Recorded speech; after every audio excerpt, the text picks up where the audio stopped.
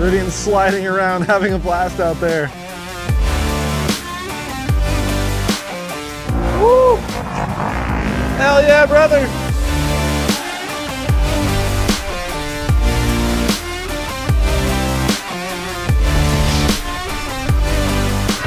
All right, so we're all piling back in our trucks to go try to catch up before the finish line. Thank you to our sponsors for today's video, EVCS, Ionna, InfyPower, and Eaton. This video is brought to you by EVCS 2025, the premier EV charging expo. From utilities to policymakers and tech innovators, the key players in shaping EV infrastructure are coming together at EVCS in Las Vegas on March 25th through 27th. We would love to see you there. Also, Ionna, North America's premier charging network. With unmatched commitment to elevating the customer experience, Ionna is opening America's roads to all EVs, giving drivers the coverage they need, the reliability they deserve, and the amenities they crave. Also, InfyPower, the largest EV charger module provider with over 3 million power modules running reliably worldwide. Their latest G2 collection features ultra-high power density and efficiency for EV charging and energy storage integration. InfyPower, innovation for your power. And Eaton.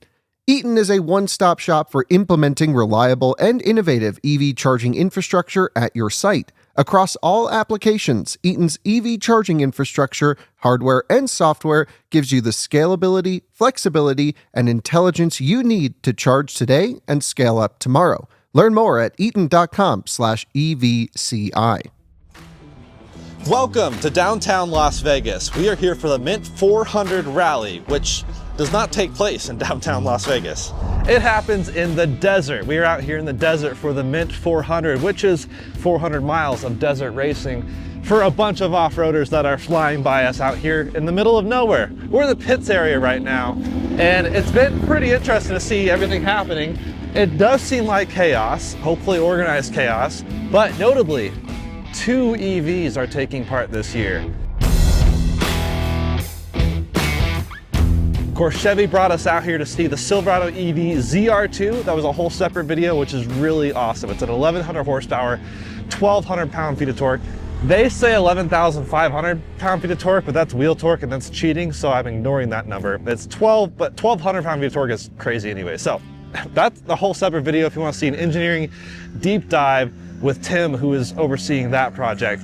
But we're out here checking out to see how the EVs do in the race. We have the Silverado ZR2 EV and also the Rivian R1T. They are out here again, which is really cool. Only 2 EVs out of over 100 vehicles participating. So before I take us back to the start of the race, let's take it back to the start of the Mint 400. Isaiah? All right, we are here in Primm, Nevada at the Mint 400, which started in 1968, stopped in 1989, had a 20-year break, started again in 2008, and here we are. Now Chevy, they brought their Colorado ZR2 back in 2017. They've been going every year since, pushing hard, then introduced their Silverado ZR2 to the race as well. Then we have the Silverado EV racing this year as well. Now last year, Rivian started their EV open production race with the R1T, the only electric vehicle racing. Now we have the Silverado EV. We're gonna see who's going to win. So I challenge other automakers to come out here, Tesla, Ford, I'm calling you out. You guys gotta get here on the track and race Rivian and Chevy out here on the Mint 400. Hopefully next year we get another EV that enters this race. So we are here at the starting area. The first part of the race is fun and exciting to watch. It's got a bunch of jumps and whoopsies and bumps and turns, and it's chaotic here today.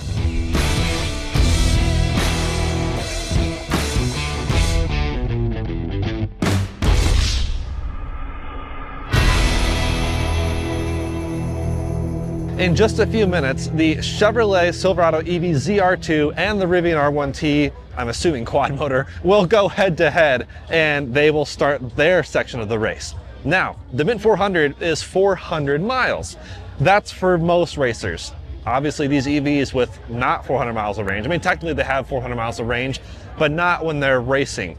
your efficiency will go down if you're racing. But anyways, the EV class of this race is only doing 1 lap. I think it must be like 5 or 6 laps for everyone else, but 1 lap for the EVs equals 73 point something miles. So that's what we'll be watching here today, which means the EVs will finish first. Yay!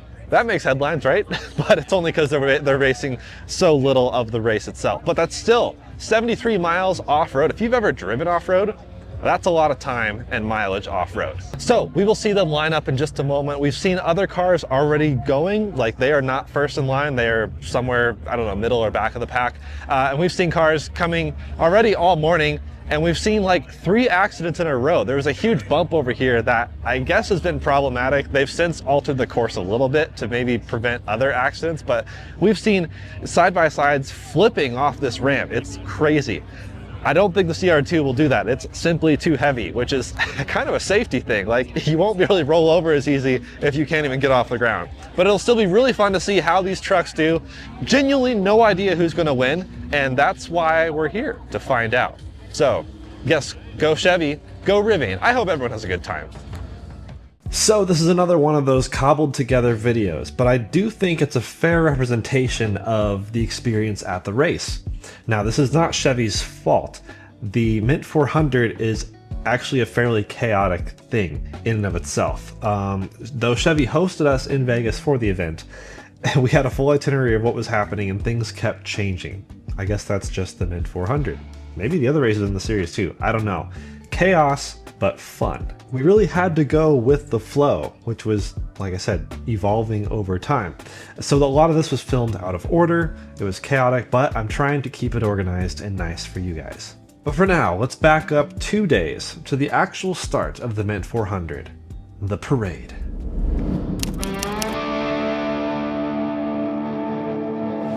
All right, so this is Wednesday. This is parade day, and the Mint 400 parade is about to come down the Las Vegas Strip. They have the entire thing closed off, well, at least one direction, because they're going north to south from Circus all the way down to Mandalay Bay. No idea who all is participating, but I'm excited to see what is in this parade. I do know the Silverado EV ZR2 will be part of it. So that's what I'm going to be spying, and we'll see what else we can see along the way. It is fun capturing this whole event, including the parade day, the pits and pre-meetings tomorrow, and the actual race on Friday. Should be a blast. I would not want to be regular traffic during this. It was supposed to start at like 3 p.m., but it was delayed a bit, so traffic that meant to cross or turn onto southbound Vegas Boulevard was literally frozen in place. But at least only southbound was closed. But now the parade finally starts, led by the Mint 400 Grand Marshal Stone Cold Steve Austin in a sick Star Wars style float situation. Love that. I'm a nerd. Anyways, followed by loads of other trucks and things. I heard there were over 400 vehicles in the Mint 400 this year. They were definitely not all in the parade, but it was fun to see a huge turnout regardless. The Rivian R1T, first generation by the way, quad motor, and Chevy Silverado EV ZR2 are the only EVs partaking this year. Technically though, separate classes, as the Rivian is a production vehicle class, and the Silverado is open production. Technically a concept truck, it is slightly different than a stock Silverado EV.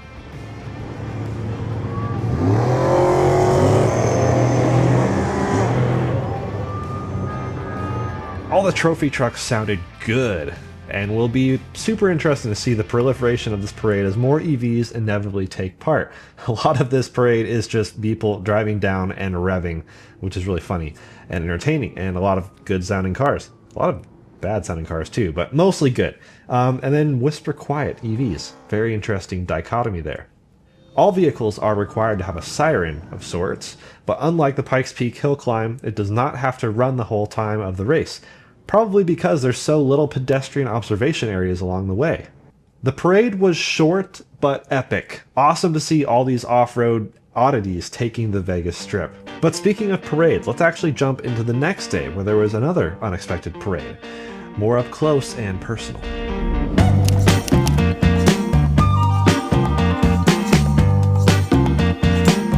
So we originally thought we'd be seeing tech inspection up close at like 9 a.m. But come to find out, they've released trucks from staging in waves. to parade through the streets full of vendors in old downtown Las Vegas.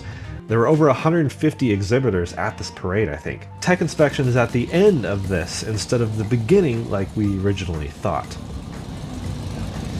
It would be super cool to see all EVs, but I don't think we're going to get to that point in a long time. There's way too many gearheads here that are just like anti-EV. But it's cool to see them trickle into the race. Is that a Dacia Sandero?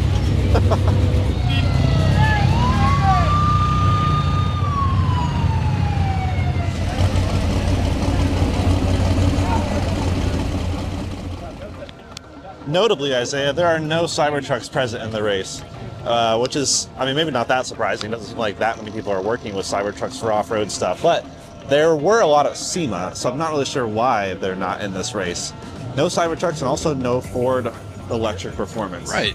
So not really sure what that's about. Maybe next year, because it seems like the Mint 400's gradually embracing an EV situation, and I guess the EV section of the race is 100 miles, not the 400 miles.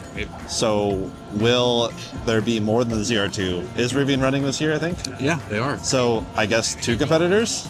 So hopefully in the future we'll get more. Ford needs to join, Tesla needs to join. We need to see more EV trucks in this race. It would be good, cool to see Tesla join in motorsports, because they've been apparently basically not in it. They've supported others, such as Unplugged Performance, and some other companies have built, obviously, Teslas that have competed in Pikes Peak, etc. But it'd be interesting to see the actual OEM itself join in.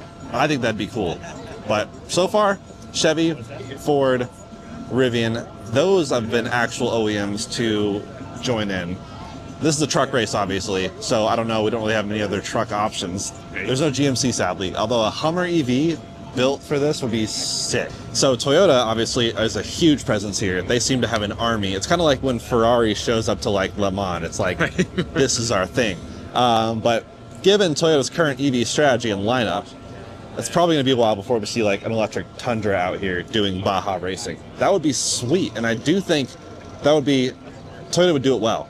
They're not doing EVs super well, but like for a race like this, instead of putting the EVs in the hands of whoever's currently doing them, put EVs in the hands of TRD, let them make the Toyota EVs, and then people might be happy and talk about them in a positive light. Because so far, Toyota's EV lineup and existence is not usually discussed in a good, happy way. Yeah, it's not the best.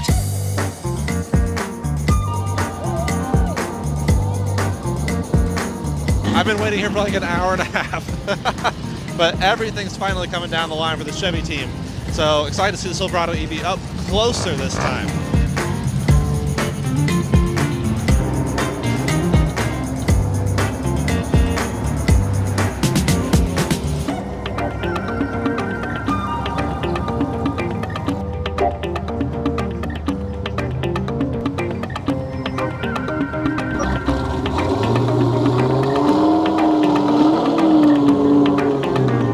I don't care who you are, there's something about a cam V8 that just, EVs aren't there yet.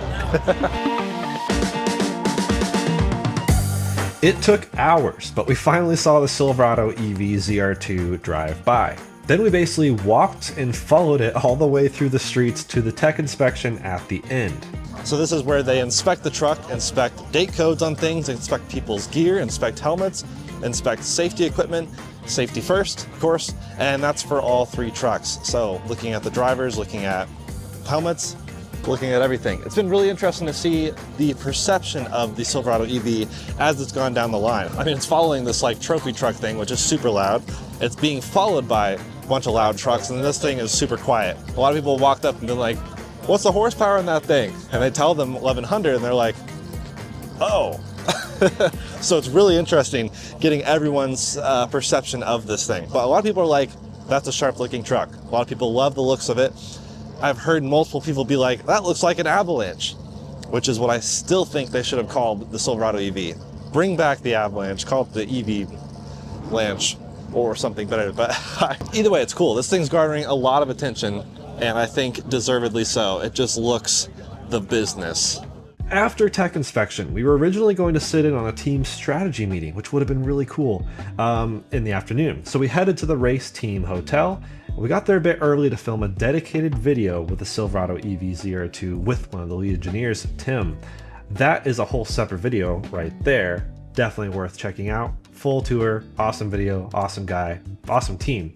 And we got there early to do all that, which was successful. But right after we filmed that, we found out the strategy meeting was canceled because the Mint 400 rescheduled a different mandatory meeting for participants. So I guess that concludes day 2. Anyways, back to the race.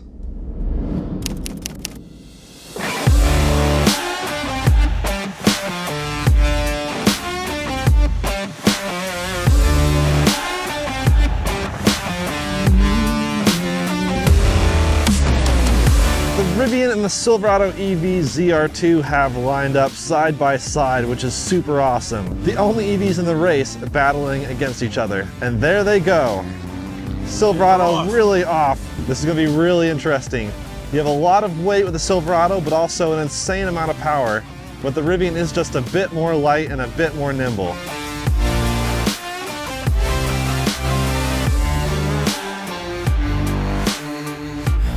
Rivian almost slips off the backside. Silverado takes the inside curve. Oh yeah, that looks good. Over all the whoopsies. Look at that. And it puts all 1100 horsepower down right there. That's the part of the course where they did modify it. Silverado blasting through. Rivian is currently in its dust.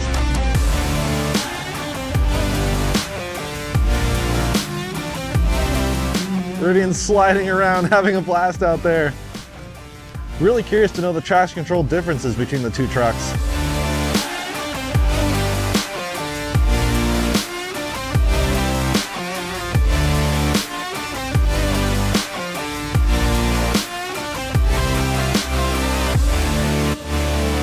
And we'll see if we can catch them later on in the race.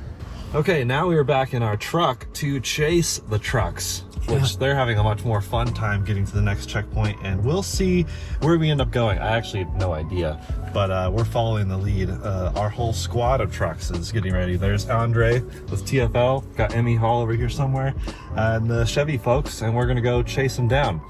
Do you think Chevy's still in the lead? I think so. Yeah. They look good out there though. The Rivian and Chevy side by side.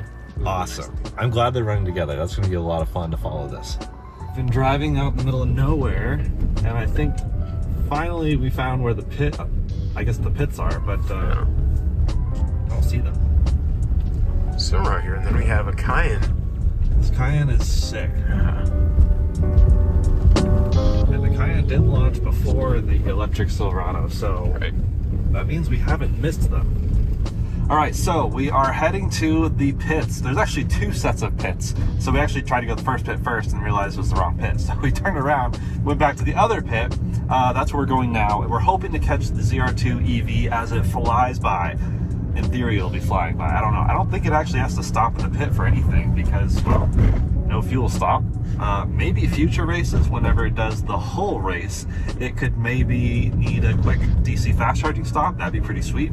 But for this, no need. It's only 73 miles, and granted, that's 73 miles in the desert, getting like 0.4 miles per kilowatt hour, so it's still, it can't do that forever, but it should be fun. Hopefully we can catch it flying by. Here is the ZR2 passing us by. Dude, we didn't even hear that coming. That was Out of nowhere, we're filming it. Almost missed it. And they don't have to pit for anything. They don't need fueling up. So there they went, I guess. Now what? All right, so we're all piling back in our trucks to go try to catch it before the finish line. This is exhausting.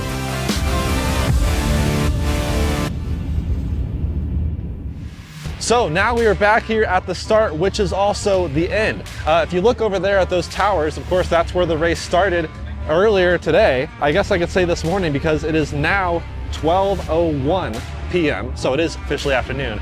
And we should see the Silverado EV and the Rivian R1T coming at any time. So the Silverado EV left first. It exited the starting area first, and the Silverado team was like, yay. I'm really curious how the gas cars are doing as well. I know that's not what we're covering. No one cares about gas on this channel, but it's still interesting. So Chevy again has 4 trucks racing. The ZR2 EV, the ZR2 Colorado, the ZR2 Silverado, and the trophy truck, I guess. Right now we have a bunch of kids driving around behind a Ram, which is really fun. I would love to be like, what were my parents doing? This could have been me. This is a step above iPad kids for sure. But anyways, we will see who actually comes through first. Back at the pits, I think the Silverado was actually first. We didn't really know what the order was. Well, we've since learned the Silverado has passed the Rivian. Not sure who's going to be winning and finishing the race first, but like we said earlier, the race will be finishing with an EV first because they have a shorter race to run. That's just how different classes work. And it's very, very interesting to see all of this happen. I mean, this is my first time at one of these races, so this is probably all normal. But for us EV fans, this is all new and exciting. And here it comes, the Chevrolet Silverado EV with an epic finish. Looks like first place. The Rivian is nowhere in sight. And they don't actually know where to go because they're the first ones done and they're trying to figure out what to put them. This race is so funny. I feel like no one knows what's actually going on. Woo! Hell yeah, brother! Okay, Isaiah, how does it feel to lose this race as a Rivian owner? So disappointed, but it's an EV at the end of the day. Hey, yeah. So it's awesome to see you compete. Right, both EVs did win-ish. We just don't know where the Rivian is yet, but they might be sliding in right now. So congrats to Team Chevy. This is pretty epic. They made it. That's an important thing. You know, racing's not as fun if you don't make it to the finish line. A few vehicles did not make it to the finish line. We saw a lot of flipping and rolling and not ideal things, but we're gonna go see if we can catch them at the end here.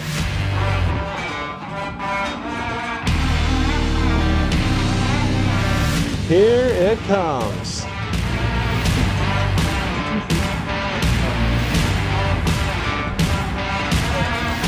I don't think the stage knew what was coming. The Mint 400 has a sweet stage for when trucks finish, but it was literally impossible to hear the MC because the main race TV audio was also coming through these same speakers. Production quality was a bit all over the place, but it did sound like they were happy to see an EV taking part. And then a few minutes later, guess who rolls across the finish line? Rivian, heading to charge before they start their second lap. Unfortunately, even though we had most pit access, VIP access, special parking, I still couldn't follow the truck into the main pit after it concluded the race. But I wasn't satisfied, even though it was cool to see the truck finish, and I did hear it finish with 40% state of charge, starting at 100. I was curious about some more data, some more things, so I tracked down Tim once again, and we had a great interview to really dissect everything. That is its own episode on the Out of Spec podcast, shameless plug on our podcast channel, where we go into depth on a lot of other things. But I will still summarize those thoughts here. So, yes, I took off my glasses and put them back on for dramatic effect. The Silverado EV did complete the race, and I think it was about 2.5 hours. And there was 73 miles off-road. Now, it was racing in the open concept EV production class. So, production car modified, basically. And I guess the race determined that that was to run one lap. Now, the Rivian R1T was also an EV racing in this race, but it was, like I said earlier, production class, not open, not concept. So it was pure production truck. It was required to run 2 laps. I don't know all the data on that. Maybe I can track that team down and do our own podcast because I think that would be super interesting. Either way, that truck had to do 2 laps, and so it actually had to stop and charge. I don't know what it finished the first lap with, but it had to go charge at the, fortunately, very nearby Electrify America or Tesla Supercharger. Not sure which one they chose, but they did have to stop and charge. So I asked Tim, what feature do you see with maybe doing multiple laps, stopping and charge? He's open to all of it. They're open to all of that. And thinking about, what do you have to take into account for if you do incorporate a charging stop? Well, in this specific race, the Mint 400, there are Tesla Superchargers, which GM has access to, and Electrify America, which GM has access to. And they're very close to the race. So it could pop off the race, jump across the street, charge, get back on, go do another lap. It wouldn't even need a full battery. They initially went slightly conservatively, so the truck could have for sure finished sooner, but they were initially going a bit conservative, a bit slower, just getting a feel for it. Again, this is the first time this truck has raced. They had just gotten it off road for the first time 2 weeks prior, so they just wanted to make sure everything worked. And it did. The first dry lake bed, by the way, which is early on in the race, usually that's where most cars hit top speed. They hit about 90 miles an hour. After the race, though, Chad, the driver, said, "I wish I had done more." He wished he had maxed it out, which would have been wild. And this is probably the team that would be allowed to crank these motors past 11 and go past the annoying GM top speed of allegedly like 112 or something. So that would be fun, but alas, they didn't push it super hard. But near the end of the race, they actually started pushing it really hard because they realized they had used less consumption than they expected. They were expecting about 0.5, maybe even 0.4 miles per kilowatt hour. They calculated they needed at least 0.4 miles per kilowatt hour to finish the race. They ended up doing around 0.6. So, not too shabby. That is obviously not efficient, but this is, once again, nearly a 10,000 pound truck. Actually, over 10,000 pounds if you include the 3 passengers. Well, driver, 2 passengers. And that is still, yeah, racing 5 tons, still getting 0.6 miles per kilowatt hour. Could be worse. The ice trucks, for comparison, are burning about 4 miles per gallon roughly. So racing is racing. This is not going to be efficient. But fun fact, they regened 17 miles of range throughout the race. So what would that be? 0.6 miles per kilowatt hour, 17 miles. That's this many kilowatt hours. The temps all stayed very cool. That they were with favorable conditions, even though it was a desert in Vegas. It was also the first day of March, or first couple days of March. So the temperatures were like 50s ambient in Fahrenheit, with some decent wind, some fairly strong wind actually. So the truck stayed cool, which is good, but they never even got close to overheating. Like, it wasn't ever like, can we do this? Even at the very end, after everything's warmed up and they started pushing it hard, still no hint of overheating. So that's good news. That bodes well for their future development and maybe future racing where they do push this thing harder. They think it could be quicker, or at least as quick as the ICE trucks, the ZR2 Colorado, ZR2 EV, maybe even the trophy truck, which would be absolutely bonkers awesome. I mean, those trucks do have a lot less horsepower, but when you're out in the desert, it's almost more about momentum and how you move the energy around rather than just blistering speed from a standstill like you would see on tarmac. I also asked about the traction control system. What did they learn with traction control, which in this case was off during the race? They just wanted full beans, do whatever you want, whatever you need.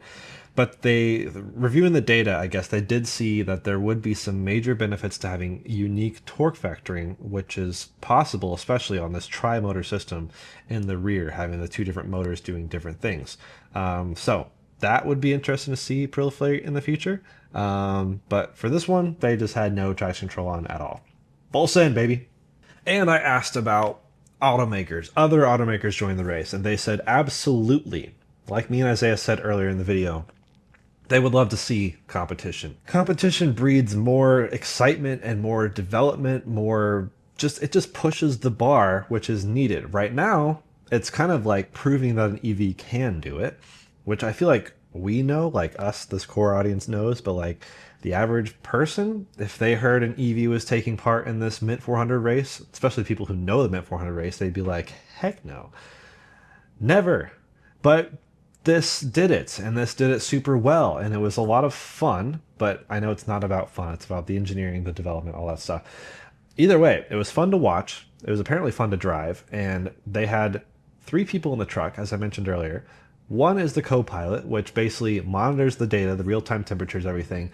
Also the navigation, by the way, because it is a 73-mile race through the desert with not always that much to go off of as far as directions. This ain't no Formula 1 track. And of course the driver, which was Chad in this case. And the guy in the back seat, which, by the way, this truck has like a reverse McLaren F1 situation. So like not quite. The back middle seat is just the only seat in the back. And that was basically just like joyride, have fun, sit there.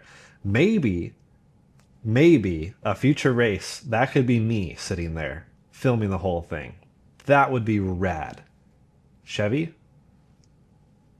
Food for thought. But yeah, it was a lot of fun for them. It was a lot of fun for the engineers to make it happen. It was a lot of fun for Tim and his team. It was a lot of fun for me to watch. Obviously this and the Rivian ripping around in the desert. I mean, we've ripped around in the desert before. There's another video on Out of Spec from a few years ago where we had a Rivian R1T and a Porsche Taycan cross Turismo in the desert having a blast. Just seeing how they traction control stuff works, and the Rivian did overheat quite a bit back then, but they've made improvements since then, so we'll maybe try to redo that at some point. But the Taycan can do it all day. It'd be so cool to see a Taycan compete in this race. So let's see other automakers compete. I would love to see Ford out there. Would love to see Tesla bring a Cybertruck. I'd love to see Tesla get into any racing at all, because these other companies are all doing it. I'm not sure what Tesla's on about.